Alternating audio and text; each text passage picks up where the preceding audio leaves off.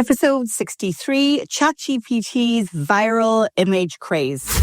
The AI6 podcast with Joanne Sweeney. Have you ever wanted to see yourself as a studio character, or maybe boxed up like a Barbie doll, complete with accessories, packaging, and ready for a retail shelf? Well, now you can, thanks to ChatGPT's viral image creating tool. And you've probably seen this craze all over your social media newsfeed. ChatGPT's new image creator is powered by GPT-4o model, and it has gone viral. And in this episode of the AI6 podcast, I'm exploring why it's taken off, how people are using it for fun, but also to break some big rules. Hello and welcome to the AI6 podcast, where we explore how AI is changing creativity, communication, and productivity in just 6 minutes a day. I'm Joanne Sweeney, and I've just spent the past week falling down the rabbit hole of ChatGPT's brand new multi-model image tool. You've probably seen it already, those dreamy Studio Ghibli-style portraits or mock-up action figures of real people, your friends on Facebook, your connections on LinkedIn, popping up all over your feed. Well, it's all thanks to OpenAI's ChatGPT-4o turbocharged model that can generate seriously powerful, imaginative images from a text prompt. But what's really happening behind these scroll-stopping visuals, and what can we learn from the way they're catching fire online? And I've also noticed that some people are using the tool to break the rules. Let's start with the Ghibli-style art. This one is taken over TikTok and Instagram. People are uploading photos of themselves, their pets, even old family photos, and transforming them into soft, whimsical characters straight out of Spirited Away or My Neighbor Totoro. It's beautiful, nostalgic, and deeply personal. Now, action figures and Barbie dolls are probably two of the most common image crazes that I've seen on my social news feed. So what you do is you upload a photo of yourself or a pet. Now make sure you're using photos that you own and you have creative license to. And in literally minutes, ChatGPT is producing and spitting out a boxed action figure like superheroes, warriors, or retro dolls. Now, just a note, you're not allowed to ask it to create you as a superhero, because guess what?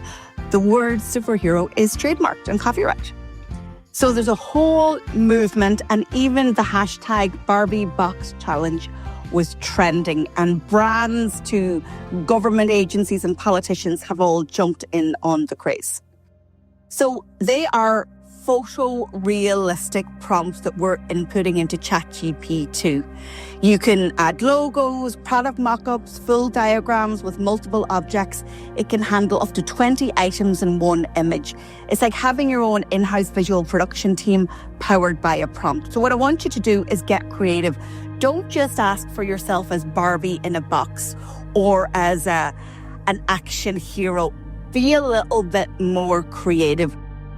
Now, while most of us are having fun with this, some people are breaking the rules. Let's have a listen to Kyle Balmer, who published this TikTok video. Here's a worrying use of ChatGPT, and it also underlines how we need to change society. You might have seen images last week of people faking invoices and receipts so they can expense to their company, and ChatGPT's new image generator happily making those receipts for them. You can do the same, apparently, with prescriptions. And then you can use those photos of prescriptions that you've created in order to get the medicines from various websites. So this is pretty wild stuff, and photo-based verification basically is gone out the window. It is no longer going to work. Interestingly, this may actually be a really good use case for blockchain technologies, which always felt like a solution searching for a problem. That problem now exists, and it's going to be a big one. This is a really important reminder. Please use AI for good. Now, I asked my daughter, Sophie, who is an accountant and a lecturer in tax, finance and accounting at University of Galway. And she said, well, yeah, I mean, if they don't have good governance or insight, it might pass through. But everything needs to be reconciled with bank accounts. So maybe just don't use it. Just don't. Okay, so how can we use it for good? Well, as I mentioned, be really specific. Go beyond the action hero or the Barbie doll.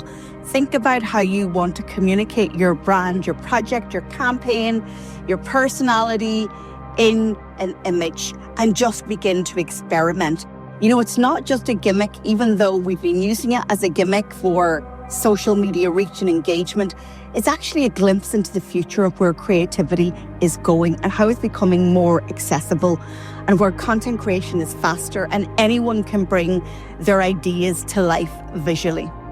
And of course, with this kind of power comes the usual debates about copyright ethics and the role of human creativity in the world of AI-generated art. And those are all conversations for another episode.